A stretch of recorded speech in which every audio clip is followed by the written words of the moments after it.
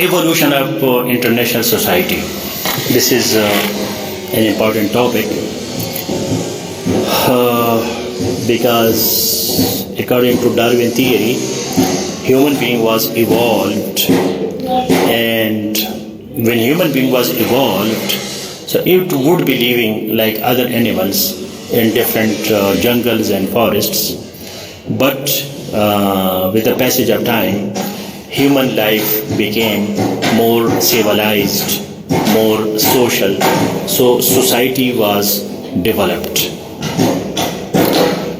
When human beings were living in jungles and forests and caves, so there was a lot of community and society activities. There were only activities of hunting and agriculture and just to have the food and to kill the hunger. For example, what are the basic activities of animals? The basic activities of animals are hunger, thirst, sex, and that's all.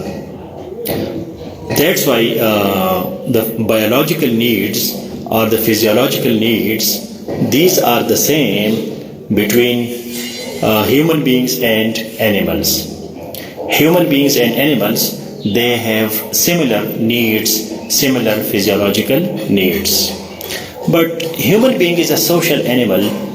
We have all the qualities of animals, but at the same time, there is also society, there is community, there is state, there is government, there is law and order, there is policing, there are criminals, there are crimes, there are societies with a lot of issues, social problems, poverty, criminality, courts, judiciary, executive, parliament, prime minister, president.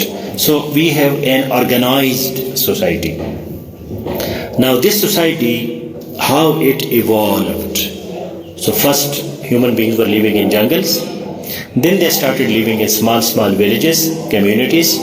Then from small villages they made cities, and then from cities they made states, to which we call nation states. When human beings were living initially, so they had small city states, like in Greece, there were city states and they were running by democracy. But later on, when Alexander the Great, for example, came, and Achaemenids in Iran, and Gupta and Maurya empires in India, China empires, and later on we had Arabs empires, Umayyads and Abbasids and Fatimids and others, then British Empire, German Empire, Portuguese Empire, Spanish Empire, Dutch Empire. So all these powers, they spread their power to the whole world. But finally we reached to the nation states, when the empires and kingdoms were dissolved and small countries came into being, so we call it nation states. Now we have to see that how life is evolving socially and economically.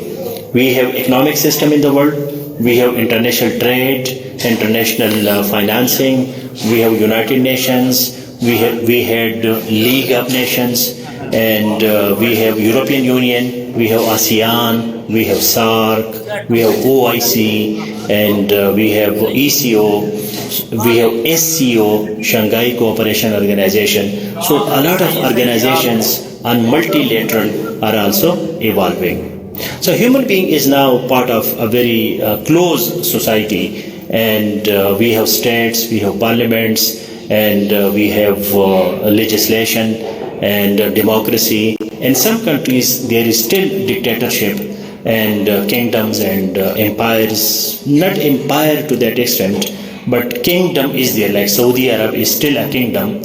Saudi Arab is not a democracy yet.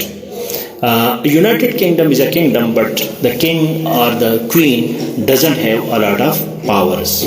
So that's why this whole evolution system, that is very interesting, that how the human being who was initially an animal became a king and emperor and prime minister and president, scientist and philosopher, writer and speaker, and we established different states, institutions, universities, colleges, schools, and so many other institutions that human being has evolved.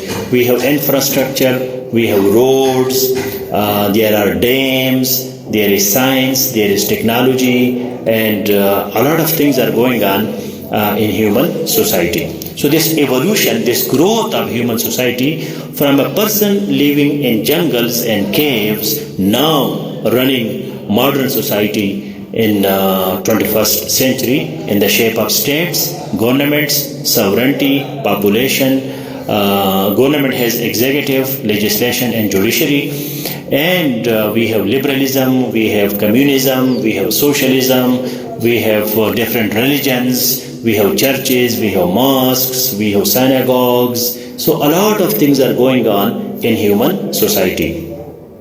So please read the notes, excellent notes on evolution of human society, historically, present day, and this will give you an idea that international relations is related to the evolution of human society. Otherwise, there would be no international relations. Why we have international relations? Because we are living in societies. And society makes states. And states want to establish relations with other states.